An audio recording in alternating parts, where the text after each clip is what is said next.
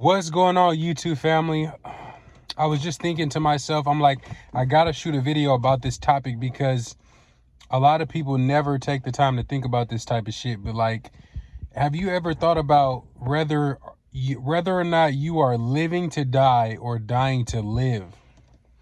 And a lot of us don't realize that some of the reasons why we don't feel happy, reasons why we don't feel fulfilled, or maybe even just reasons why we don't feel like we are living in our truly creative spirit, where you feel inspired, you feel happy, you feel connected to the things that are meaningful to you, and you feel like life is going in the right direction. Life is going in a direction where you feel like you're able to express yourself. Expressing yourself provides all that you need. Most people don't feel like that because most people don't realize that they are living to die. And most people can't even identify that this is a matrix program. It is a program that is written on your mind that is designed to make you live contrary to reality, contrary to nature, contrary to your tribal instincts. Most people don't realize that the thing that is killing you, the reason why people are not living as long, the reason why, people are going through suicide at a higher rate in society, the reason why there's so many mental health issues and challenges in society. We see so many people are in a mental state of panic around the future of the world. And all of this is because you've been turned inside out. You've been essentially lied to about life so that you would train your mind to live to die. What do I mean by that? Most people are not living off of living energy, off of being alive. What does it mean to feel alive? If you were to think about what you feel God's purpose is for you, do you think that God would have you to sit in an office all day? Do you think that God would put you in a situation where you're disconnected from people? Do you think that God would intend for you in your life to have a job that does not allow you to be physically active and to remain fit? These are all simple concepts, but because we have been taught to value money and value material wealth as being the most valuable resource to pursue, a lot of people will do things that are contrary to what they actually feel inspired to do. And this is where people start to live to die. We start planning our death. Think about this. We buy life insurance so that we are properly prepared to die. What is the psychological program that would cause someone to think more about dying than living?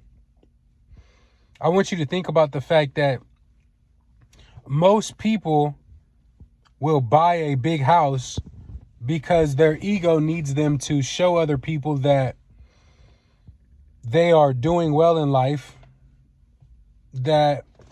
which is a part of the program. The program wants you to base your self-esteem on what kind of car you drive, what kind of neighborhood you live in. And if you grew up in the middle class, you grew up in the worst class because you're not even aware that there are simply rich people and poor people. The middle class is an illusion. The middle class is operating on borrowed time. What do I mean by borrowed time? Most people don't know that credit cards are borrowed time. Loans are borrowed time. Most people spend all of their waking hours working so that they can earn money to pay down debts for things that they've purchased months, years ago. Most people won't live in a small apartment and pursue their passions or their dreams. They would prefer to get a mortgage. What does the word mortgage mean? See, we're taught to go out and buy a house. That's supposed to be our primary investment. That's supposed to be what we are thinking about when we think about our future and planning it. How do we buy ourselves a house? We're not working from first principles. What do I feel inspired to do? If I do that which I'm inspired to do and I do it effectively, won't God provide me with the resources that I need to buy a house if I start from that being my base and core principle? From that being more important to me than how I look to people who don't give a fuck about me. That's why I say the middle class is the class of illusions. People who are in the middle class are often living in an illusion, but they're unaware of that illusion because they are validated by other people who are in a similar predicament. So most people don't know that you are either in slavery or you are free. You cannot be both a slave and a free man. If you are in a position where you are still using employment as a system to feed your family, there's no shame in the working man. There's no shame in providing for your family. But most people don't realize that they should not see that as the end all be all, and they should not go into debts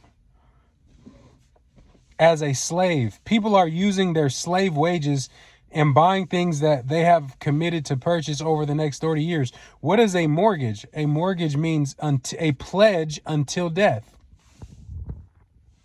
So what are they trying to do by selling you a mortgage? They're trying to kill you because they don't want you to feel alive. They want you working in the system for them, providing them with tax revenue, providing them with property tax revenue and different revenues, right? At the expense of your health, at the expense of your time every single day, at the expense of your mental well-being, at the expense of being able to attend your child's graduation, at the expense of being able to see your children grow up, because you're spending all of your time in an office to make money for people who don't care about you. Are you living just to die, or are you dying to live? Because when you turn the corner and you start becoming the person that's dying to live, I want to feel alive. There's nothing I want more than to feel alive. That's why jail could be such a healing experience, because when you have nothing but yourself, you find a new purpose in life. You find a value in yourself that is outside of your material wealth or the control of material possessions that you have. And to just simply be outside becomes a desire that is like unsatiable for you. Don't you want to feel alive? I want to challenge you, if you're watching this video, to do something this week that makes you feel alive. Because right now might not be the time to quit that job. Right now might not be the time where you're ready to take a big step out and have faith in yourself and put yourself in a position where you're fully in control of your own life. Maybe that's not right now, but what you can do is take one step forward in that direction. You can take a step forward and say, you know what? There's something that I can do to please myself this week, to make myself feel good, because our spirit bodies are governed by how we feel. And the more experiences we give ourselves that feel good to us, right? The lighter we feel, the healthier we look. This is a spiritual battle. Every single person, entity, spirit that we come into contact with, we exchange energy with. That affects how we feel. That affects what we think.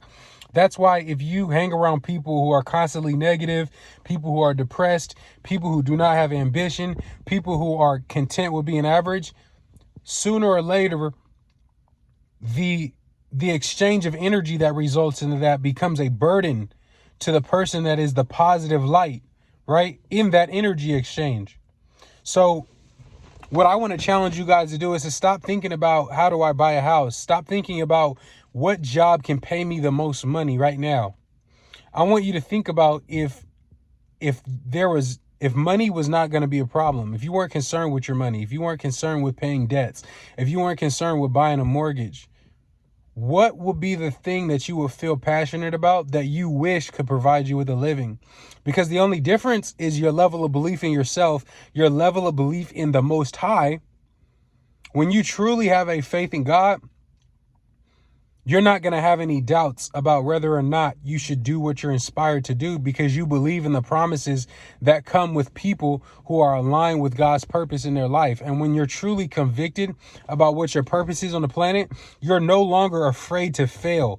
I want to help you guys get to a place in life where you're no longer afraid to fail. You're no longer worried about what your friends are going to think, your old friends, because how many people really truly know that in order for you to go to the next level, you are going to give up being friends with some people that you care about the most. But because of where they are in their spiritual journey, they're never going to be able to support you the way that you support them. They're never going to be able to reciprocate the love energy, the kind of care that you give to people when you give them access to your energy. And a lot of the times, people are going to be mad at you for cutting them off and not giving them access to your energy anymore when you see that what you desire from that connection is not going to be reciprocated. So people will use you as long as you allow them to use you for the betterment of their living standards, right? People will hang around you because it's beneficial. I want to challenge you to feel alive. And figuring out what that means to you is the first step, because most people don't even know that they're dying. Most people don't know that they picked a career that will make them unhappy because you made a decision based on the wrong set of information that's been told to you. And I just want you to know, God has a different plan for us if you're willing to accept the call. It might look unorthodox. You're going to make some mistakes. But the good news is it's like they say in the old black church, who God calls, he qualifies. What you're meant to do in this lifetime, you're already qualified to do. And you have to learn how to start trusting yourself. You have to learn to deprogram yourself from the negative self-criticism that you've been taught to accept. Think about why people have told you in your life that you need to be humble. Isn't that kind of weird to be told to be humble? To be humble, if you look up the definition of humble, it is to accept the lowest form of yourself. Why would I ever accept the lowest form of yourself when I demand the greatest form of myself from myself? You understand what I'm saying? There is a system that wants to prevent you from tapping into your creative potential. Because if you tap into your creative potential, you might discover that you have the power to influence masses of people and change the vibrational pattern of the planet, change the way people think on this planet. And there are people who are powerful, who have power in politics and theocracy and government, that don't want people to discover that they are free. There are people whose whole purpose in life is to keep people in a mental state where they do not know that they are free. If you look at all of the old stories like Greek mythology, Plato's cave, the cave that you're in is invisible. It's a cave that's in your own mind that is governed by your beliefs, because your beliefs are the things that control your actions. So in order for you to control your actions and set your actions up in such a way that they lead to positive, desirable outcomes in your life, you're going to have to realize that you need to learn how to reprogram your beliefs. Reprogram your beliefs about what you deserve. Reprogram your beliefs about what your place is on the planet. And realize that you've already been given dominion over the outer realm here on this planet when you raise your vibration and understand that you are a spiritual being having a human experience. When you realize that, chosen ones, right? A chosen one is going to understand what I'm saying to them in this video, because they've been a black sheep in their family, because they've always been an outcast, because they've always been the person that was willing to do what other people weren't willing to do because of how it would make them look, right? So that's what we're talking about. So are you living to die, or are you dying to live? And if you're watching this video right now, what I want you to consider, because I'm getting ready to log off on this video, is I want you to consider whether or not you're living to die right now, or are you dying to live? If you're dying to live, I want to encourage you and I want to invite you on a journey to only do that which inspires you.